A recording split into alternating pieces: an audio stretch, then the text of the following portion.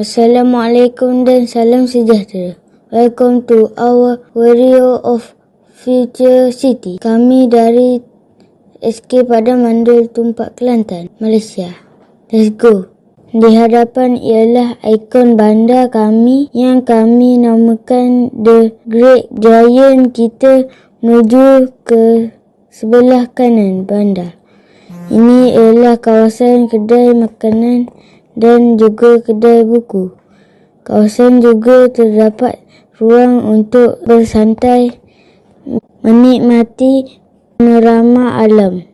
Seterusnya kita ke kawasan tanaman komersial iaitu padi dan sayur-sayuran. Hasil tanaman akan dijual untuk tempatan dan juga diekspor ke luar negara. Di tengah kawasan juga terdapat tempat hiburan dan juga riadah. Berdekatan dengan kawasan tersebut ada restoran mewah di ruangan atas dan juga bawah.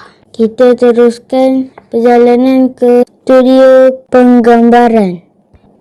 Di bahagian atas ada ruangan kafe bagi yang bekerjaya melepaskan lelah dan bersantai.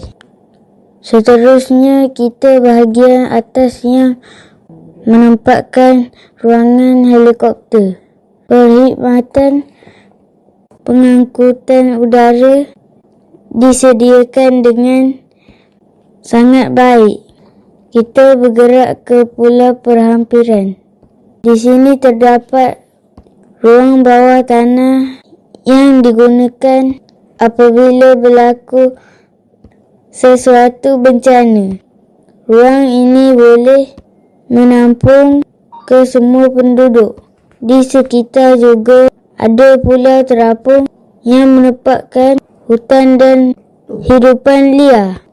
Walaupun dunia moden, kita mestilah mewujudkan suasana yang mesra alam. Hidup lebih tenang dan kondusif. Begitulah sedikit sebanyak gambaran dunia moden kami yang kami cipta dan harapkan. Sekian, terima kasih. See you. Bye.